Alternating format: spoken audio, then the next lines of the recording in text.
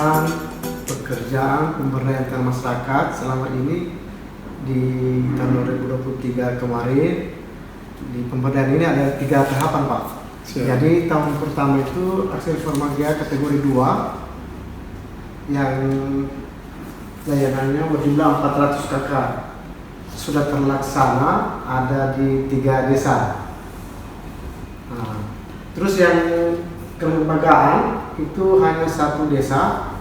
Situ karena ada 1 kelompok saja masyarakat tentang pertanian di desa Lembo, kecamatan Lembo, Lemburaya. Dan satunya adalah fasilitasi kelembagaan masyarakat. Itu tahun ketiga, Pak. Nah, di tahun pertama ini, Pak, ini kan ada kegiatan di situ dia mengenai pemetaan sosial. Oke. Nah, jadi di tahun pertama ini sedikit ada kendala saya, Pak. Saya minta masukan dari Bapak tentang bagaimana mengantisipasi agar masyarakat itu sadar bahwa mereka itu adalah pekerjaan di tahun pertama ini adalah syaratnya adalah dan bersertifikat dari Redis, PTSN maupun program lainnya. Masyarakat yang ada di desa, ada di 3 desa ini, Pak, ada beberapa tidak mau mereka didata tentang pemetaan sosial. Mereka tidak mau serahkan sertifikatnya untuk didata. Sementara ini kami butuh data pemetaan di tahun pertama. Jadi apa yang harus saya lakukan biar masyarakat itu mengerti tentang program pemberdayaan masyarakat di tahun pertama? Begini Pak Rojak, melaksanakan kegiatan ini tapi masyarakat masih kurang ini ya, kurang memahami, jadi yang perlu Pak Rojak laksanakan, Pak Rojak harus koordinasi dengan Pemda kaitannya dengan dinas yang terkait. Nah, karena ini berkaitan dengan permasalahan pemetaan sosial. Nah, ini bisa Pak Rojak ke BPS sama ya. BPS, Pak ya. BPS. Kedua, kalau terkait dengan pertanian nanti Pak Rojak bisa juga Dinas pertanian. Ya. Kalau itu terkait dengan masalah kegiatan mungkin ada UMKM, nanti kembali ke kerjaan ya. Iya, Perdakop, Pak. Perdakop ya. Itu. Juga Pak Rojak bisa cari ini di cara bagaimana bisa masyarakat bisa mau untuk ikut seperti ini. Pak Rojak lihat coba di website yang mungkin di situ bisa dilihat kegiatan-kegiatan yang sudah pernah dilakukan ya, dengan kata-kata yang lain terkait dengan persoalan yang sama dengan Pak Rojak ini. Mungkin itu Pak Rojak. Oke, makasih Pak masukannya. Semoga di tahun ke depan saya akan laksanakan tentang bagaimana menghadapi masyarakat ini. Kemudian ada yang tahun kedua, Pak, tentang reforma agregat mengenai kelembagaan. Di kelembagaan ini, Pak, adalah lanjutan dari tahapan pertama, tahun pertama yang kemarin sebelumnya. Jadi masuk ini kegiatan kelembagaan. Nah, di kelembagaan ini ada sedikit dihadapilah masalahnya karena beberapa kelompok masyarakat sudah masuk di kelompok yang ada sudah dilaksanakan oleh Pemda atau pemerintah setempat. Nah, kami yang bertanya memasukkan di aplikasi itu agak sedikit ini kendala. Jadi saya minta masukan dari Bapak yang harus kemana saya harus bekerja sama ini tentang menghadapi bukan masalah sebenarnya, Pak. Cuma kendala kecil saja. Kalau ini Pak, kalau terkait dengan ini kan aplikasi, aplikasi ya. Ini Pak Rojak segera komunikasi dengan Kanwil bidang 3 perlu ditanyakan terkait dengan aplikasi. Di sana kan ada adminnya terkait dengan pemberdayaan. Bisa juga Pak Rojak langsung bersurat atau melalui email ke pusat. Di sana ke Dirjen Penataan. Ya, itu bisanya nanti dengan ITSM itu bisa kalau ada kendala-kendala seperti itu akan disandingkan dengan Pusdatin ya, seperti itu. Pusdatin Pak ya, Pusdatin.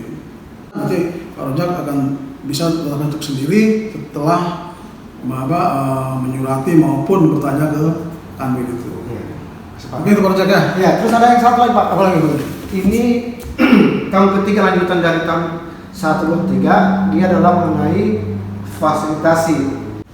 Jadi kami hadapi sedikit masukan dari masyarakat beberapa kelompok usaha yang ada di desa-desa. Mereka maunya BPN ini bukan hanya memberikan suatu bimbingan terus atau pelatihan, mereka yang nyata. Misalnya bangunannya atau peralatan yang fasilitas yang ada di bagaimana, apakah bantuan harus kerjasamanya ke Pemda atau ada sendiri yang dari BPN. Nah, kalau ini Pak Rojak ya, ini juga kan di Pemda itu kan kita bisa kerjasama dengan dinas ya, ada dinas ya. Ya terkait ya. Terkait ya. Nah, terkait dengan pemmodalan, nanti dengan bank bisa kita kerjasama.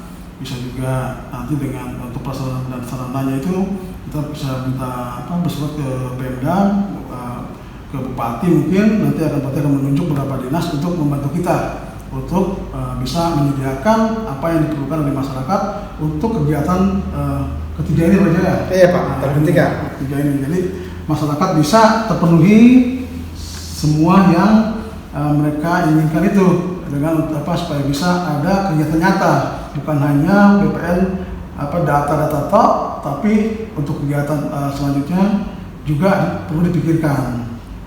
Itu begitu aja.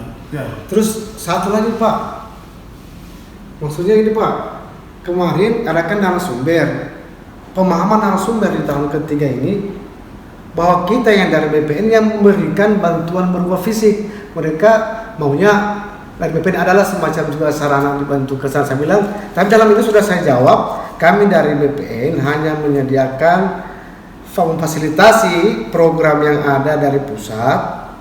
Untuk masalah fisik, kami belum ada anggaran untuk ke kelompok-kelompok masyarakat. Oh iya.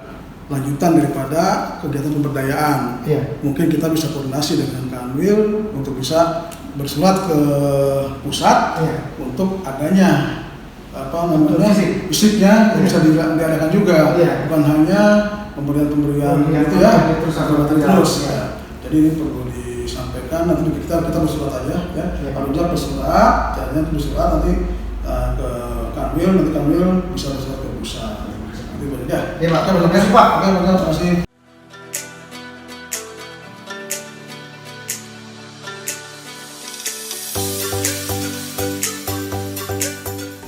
Pak, kemarin saya lihat di Morowali Utara itu program PTSL itu kan berhasil Pak, dan mencapai target 100%.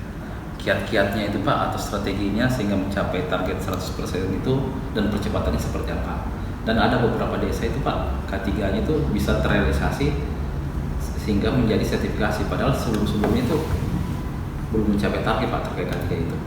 Mohon informasi terkait hal tersebut Pak.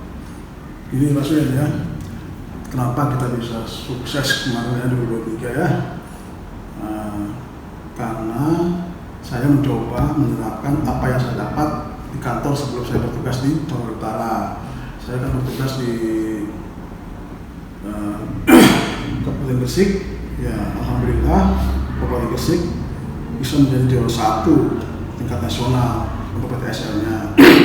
Pertama, bagaimana kita untuk mencapai 100% itu kita buatkan schedule penyelesaian PTSL ini. Jadi per hari, per bulan, sampai akhir tahun. Untuk kegiatan PTSL ini, untuk SHT-nya, kita kan tunjuk SHT itu memang di sini beda dengan Gresik, tapi penerapannya bisa diterapkan di Morowali Utara ini. Seperti kemarin saya coba berkolaborasi dengan dari Pemda, terutama Bupati dan Asisten 1 yang menangani masalah pertanahan. Saya coba bertemu dengan beliau, mereka itu, dan saya memberikan bagaimana caranya bisa selesai di Gresik itu 100% dengan jumlah yang begitu banyak. Nah, itu dengan kolaborasi dan sinergitas dengan Pemda. Nah, di sana tapi di Gresik itu ada juga dengan bantuan mahasiswa, tapi karena di sini tidak ada. Ini jadi kita buat bantuan dari masyarakat atau bantuan dari perangkat desa. Nah, ini kita sudah laksanakan kemarin, kita pertemukan dengan kemarin itu kan di bulan November itu masih kurang, baru 70%, masih kita kurang 30%. Nah, saya coba kumpulkan masyarakat,